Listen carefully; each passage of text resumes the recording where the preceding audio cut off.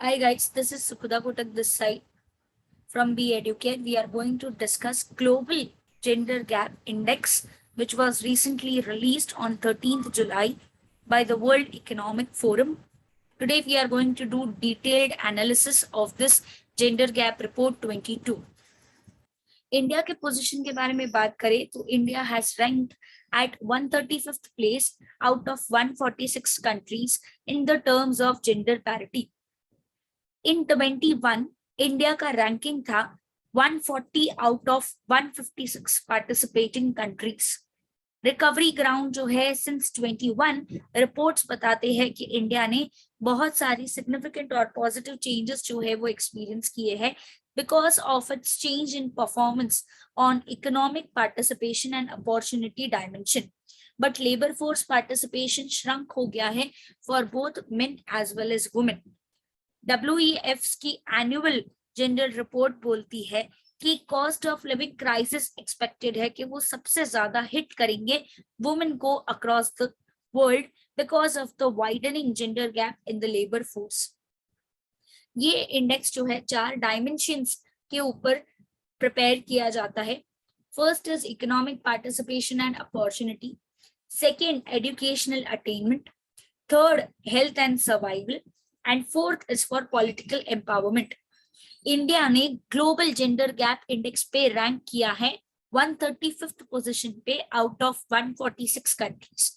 सब डिविजन्स के बारे में अगर बात करें, सब इंडेक्स के बारे में बात करें तो इकोनॉमिक पार्टिसिपेशन एंड अपॉर्चुनिटी में इंडिया का रैंक है 143, एजुकेशनल अटेनमेंट में 107, हेल्थ एंड सर्वाइवल में last that is 146 and political empowerment में 48. आइलैंड ने रिटेन किया है place of the world's most gender equal country which is followed by Finland, Norway, New Zealand and Sweden. अगर India के neighbouring countries के बारे में बात करें तो इंडिया काफी पुअर रैंक करता है compared to its neighbouring countries and काफी पीछे है बांग्लादेश, नेपाल, श्रीलंका, मालदीव्स और भूटान के कंपैरिजन में. सिर्फ 11 कंट्रीज ऐसी है जिनका रैंक इंडिया से बिलो है in the index of 146 nations. They are Afghanistan, Pakistan, Congo, Iran and Chad. The global gender gap has been closed by 68.1% in 22, where the cost of living crisis expect किए गए हैं कि ये सबसे ज्यादा वुमेन को हिट करेंगे globally because of the widening gender gap in the labor force and the current rate of progress pay. It will take 132 years to reach the full parity. India की रिपोर्ट जो आई है उसमें कुछ negative parts भी है, कुछ positive parts भी है. First we will have a look over the negative things which were discussed in the report. The report said that COVID-19 की वजह से जेंडर पैरिटी में काफी बड़ा सेटबैक आया है बाय अ जनरेशन एंड काफी वीक रिकवरी हो रहा है जो ग्लोबली और ज्यादा वर्स हो गया है.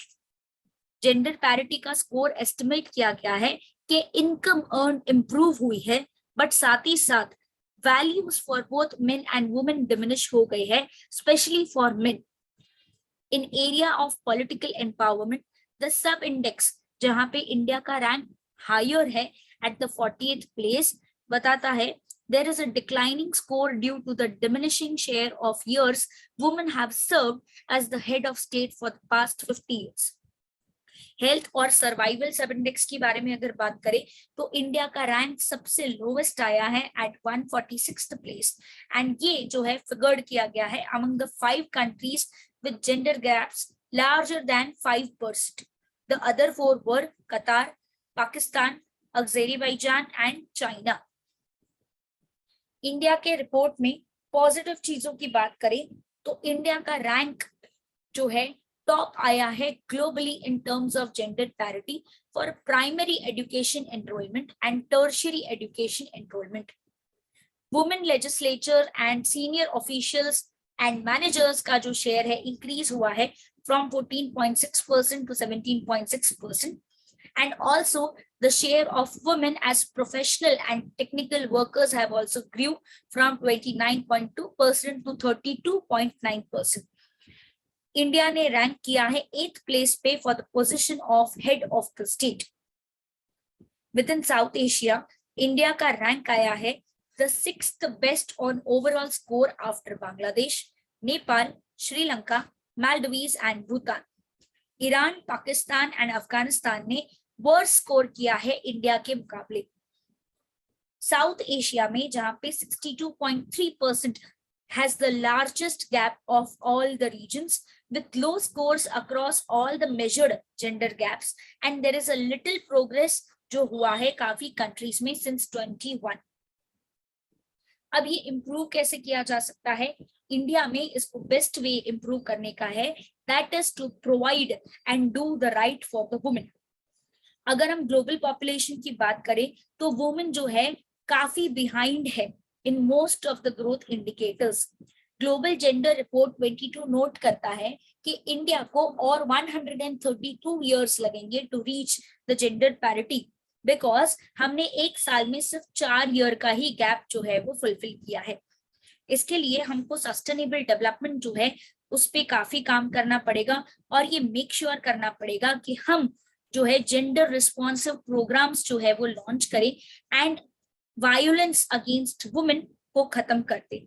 Apart from that, women should also be given opportunities and resources and power dynamic activities so that they can achieve the success they are entitled to. तो उसके लिए हमको पहले तो वुमेन का रिप्रेजेंटेशन इंक्रीज करना पड़ेगा लीडरशिप पोजीशन में सारे लेवल पे, ताकि वुमेन को ग्रेटर एक्सेस मिल सके जॉब और अलग अलग रिसोर्सेस में। Second is reducing the burden of care. Covid ने बहुत जो है इनइक्वालिटीज ला दिए है वर्ल्ड में for women, specially in the terms of political, social, cultural and economic fears. 2020 एंड 21 में काफी सारे प्रोग्रेस इंडिकेटर्स बताते हैं कि वुमेन और गर्ल्स जो है स्पेशली जो मार्जिनलाइज्ड कम्युनिटीज को बिलोंग करते हैं काफी बैकवर्ड चले गए हैं। यहाँ पे वुमेन को बहुत एक डिसप्रपोर्शनेट बर्डन ऑफ केयर जो है उनके ऊपर आ जाता है। बिफोर पैंडेमिक बहुत सारी वुमेन ऑलरेडी ओवरवर्क काम कर रही थी, but after pandemic the situation has worsened. Post covid भी यहाँ पे स्टडीज बताती है across the globe that impact of covid and lockdown ने इंक्रीज कर दिया है violence against the women within the so called safe quarters of their home. UNICEF की रिपोर्ट के हिसाब से इंडिया में क्लोजर हुआ है 1.5 मिलियन स्कूल्स का because of pandemic and lockdowns in 2020, जिसकी वजह से 247 मिलियन चिल्ड्रंस जो एनरोल हुए थे एलिमेंट्री और सेकेंडरी स्कूल्स में अफेक्ट हुए हैं।